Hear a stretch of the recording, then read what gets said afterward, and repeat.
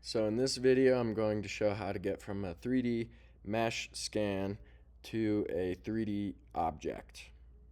And the software I'm using for this tutorial is Rhino 8 exclusively. This is a software I like to use because it's free. The mesh refinement is functional, it works, and the automated workflow is really nice. But the first thing we need to do is refine this mesh because despite all the refinement and processing that goes in to the James Studio software, it is not importable into Rhino Grasshopper. So the first thing I'm going to do is open Rhino and select New Model. And with this window pulled up here, we will go up to File, say Open, and find the file that we have just made of the insole. So it would be Tristan left 080324 object. I leave all of these the same,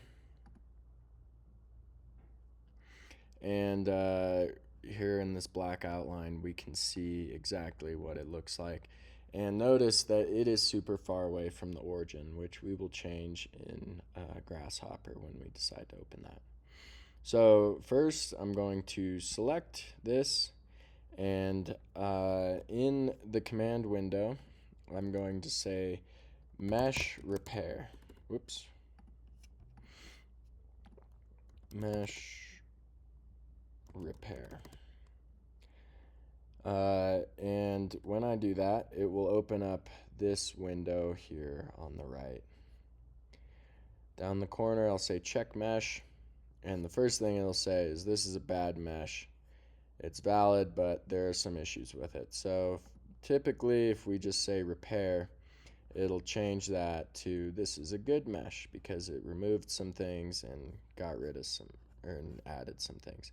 So now that it says it's a good mesh, we can go to File, Export Selected, and we're going to then go back and overwrite that original object file with a corrected object file under the same name. Export, replace. Okay. Now, conveniently, this mesh is usable. So when we add the Grasshopper plugin, we can go here to Grasshopper, open that up, and the file we're going to use today is called master insole. And over here we have an import geometry script. So what I do on Mac is I go back to my Finder window and I locate that object file that we just created. These ones we can probably delete, so we like to keep a clean workspace here. And we'll double click on that, press and hold Option, and select Copy as path name. Back in Rhino Grasshopper, double click this geometry script and copy paste that file into this panel here. And what that will do is it will automatically import the mesh and apply several things to make a 3D object. Now what we want to do is be able to see what's going on here, and this engine does a few things. It moves the 3D mesh to the origin. It creates a plane to ensure that the bottom of the insole is flat with the relative surface points, which are located one at the heel and two at the toe. and then it extrudes those in the z direction up to a specified distance, which is the heel height. So the first thing we want to do is preview what this mesh looks like in three-dimensional space. And what we notice is that it's already over here, so that's good. The reason it's over here is because we've already moved it to the centroid. It looks like we have the file name showing up here, and we don't want to see that right now, so we're going to get rid of that. So here's the insole. Now we need to make it plane, in plane with those points that I discussed earlier. So going over here, there's this neat little tool which will preview and put points designated, 1 at the apex and 2 at the toe. And what you can see is that right now those points are not where we want them. So let's start with the apex heel point, which is highlighted in green here. It looks to me like that point is located pretty much at the arch. We want it over here in that corner. So we'll play around with these a bit. I'm going to say something like -70 to start to see where that moves it. As you can see, that green point moved way over here. Wrong direction. Let's try the positive direction. Try 41. A little better. Maybe something like 20.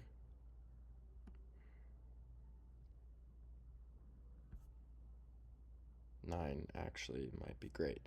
Now, the other direction, and I believe that moved it the wrong direction, so let's go the other direction. -50. And it seems to me like we're still running into some issues here because we're not in the right place.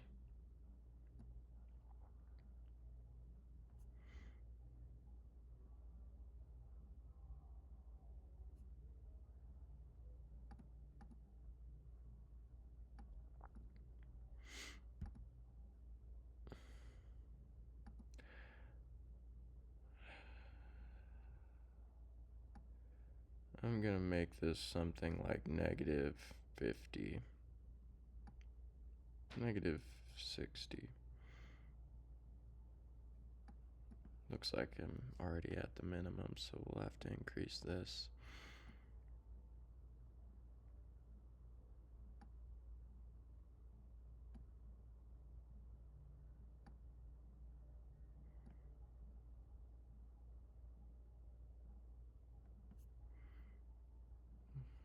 Okay.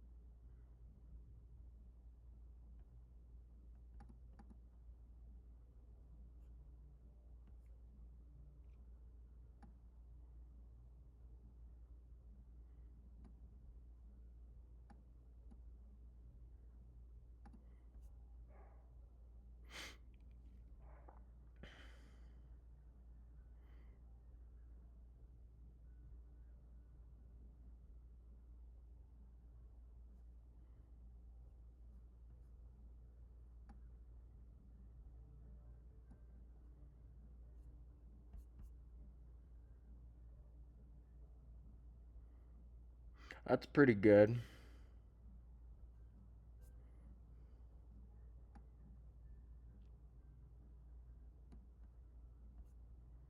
That's about awesome. Awesome where it is right now. Now, I think this one's good to go.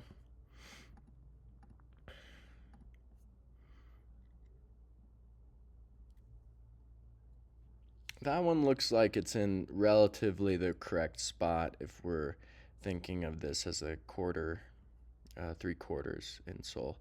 Let's try this one, and we want to just move it up, which would be the plus y direction.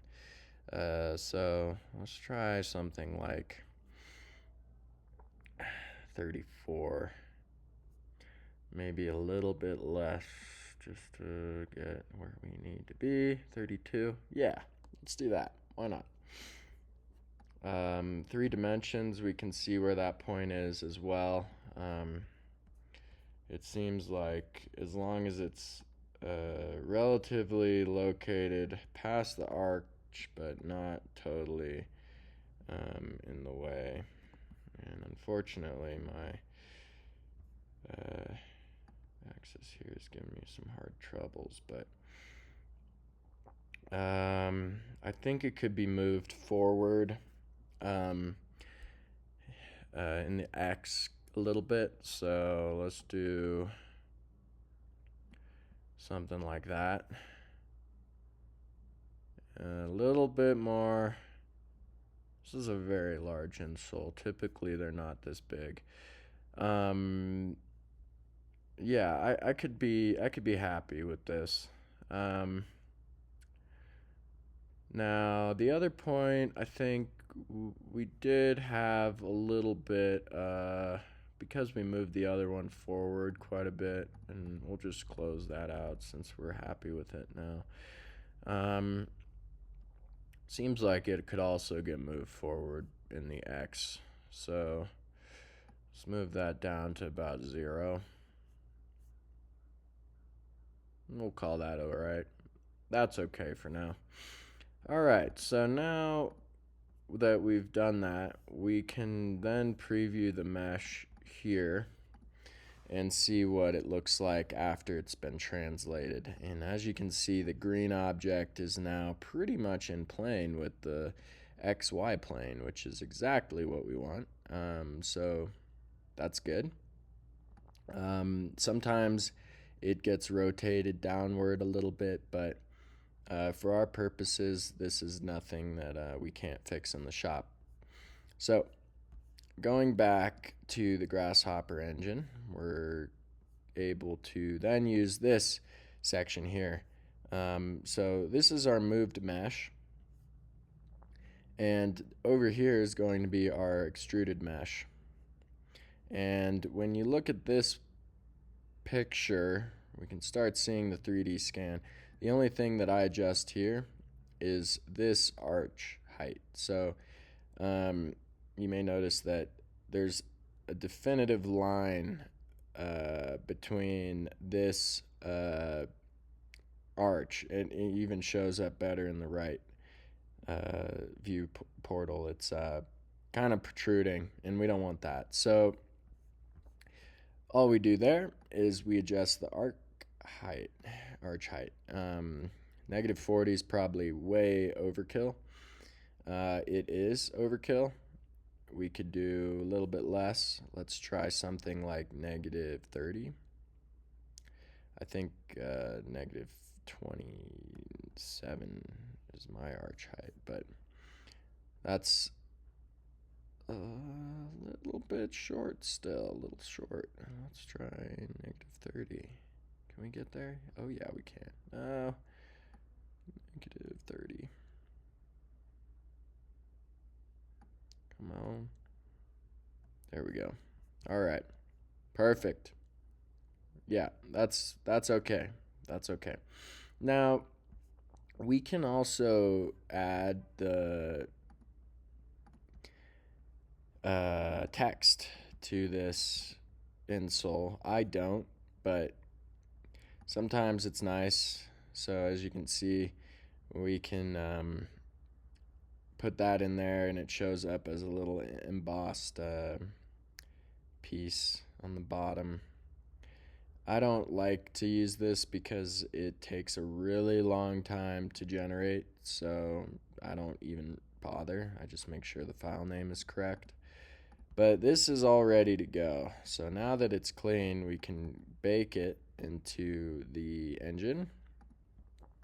And we got this 3D mold right here with the insole all in plane. I love that. But now that it's a mesh and we have it here, we don't know if it's perfect. So we're going to do the same thing and check it, and it'll immediately say this is a bad mesh. So we'll repair it.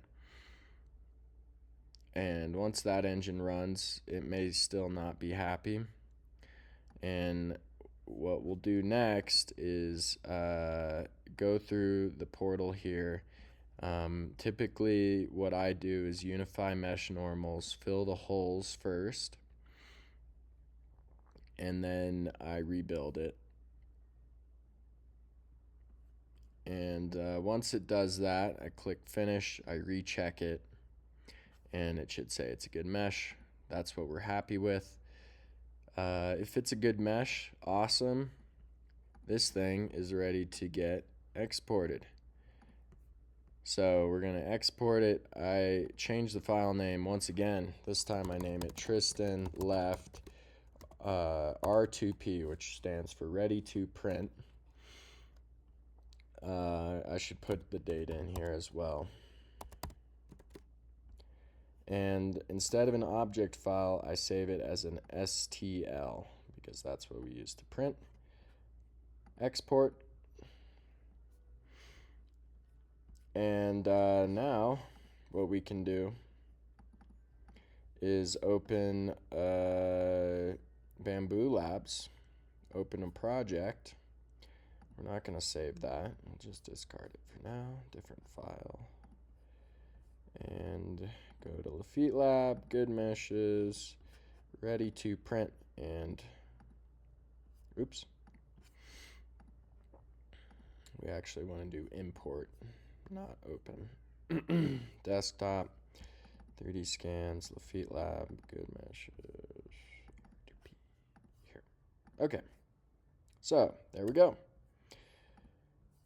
And this is now the mold in 3 space, and sometimes it still is kind of wavy. If you process this, the fixed model works if we're on Windows, but if you notice here, for some reason it still hasn't filled in the holes. But that's okay, because what we do with this situation is we can go to Fusion 360, mesh, insert a mesh, and we will import that same 3D mesh that we just generated. And we can see what it looks like here. And usually what the problem is that these holes, because there are holes present, they were not extruded properly. And because they were not extruded properly, it doesn't want to fill that empty space in there. So usually what I do is I go repair and I wrap it and let that engine run.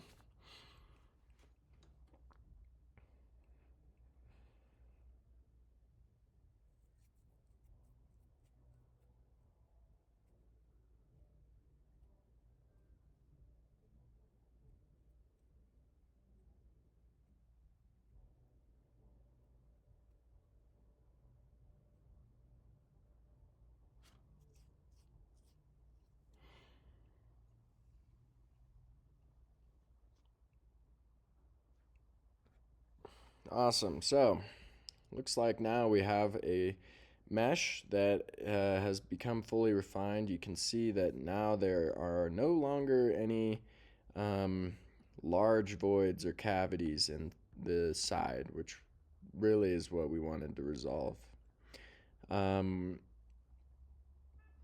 So now that we have this put together and we have it in Fusion, sometimes it's kind of just nice to go into remesh, and We want to preserve most of the edges, but just kind of clean it up a little bit. Make it so that it doesn't have any kind of big cavities or anything, and a nice clean mesh. Reducing too can sometimes get rid of some stuff.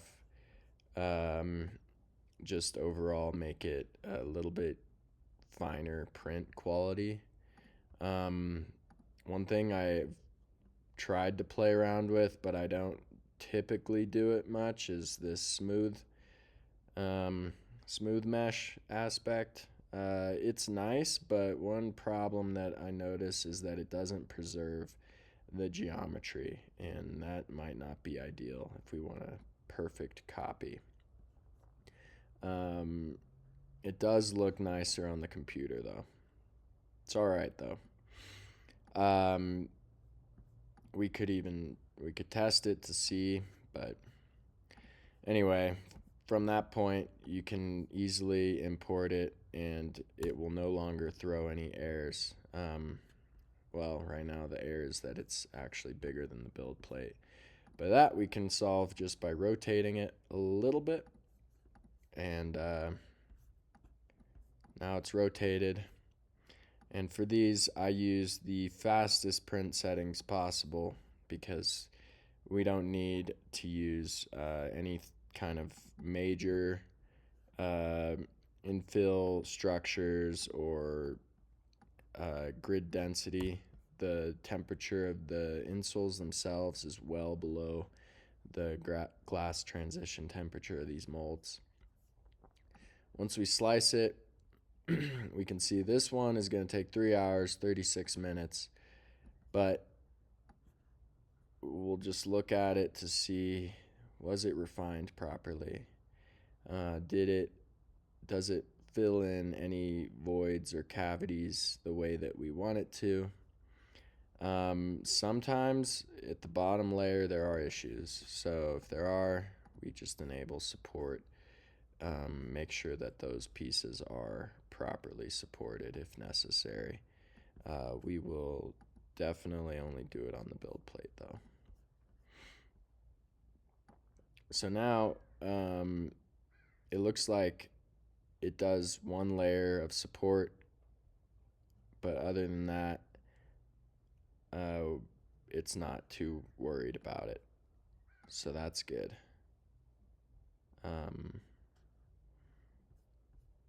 Yep, so this is ready to print. Big, gigantic insole. And yeah, we would just go to print plate and select the material and click send. So thanks for watching. This has been a really fun tutorial for Lafitte Lab, and yeah, let me know if you have any questions. Take it easy.